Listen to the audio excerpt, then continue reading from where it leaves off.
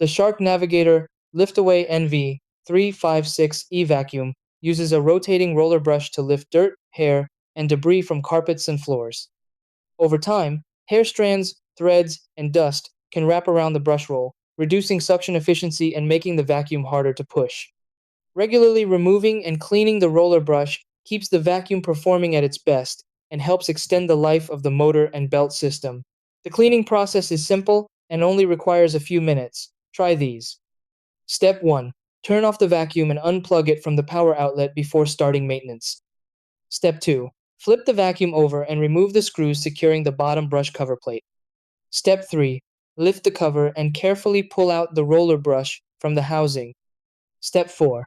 Use scissors or a small tool to cut away wrapped hair, threads, and debris from the brush bristles. Step 5. Reinstall the brush roll, secure the cover plate back in place, and test the vacuum to ensure smooth rotation.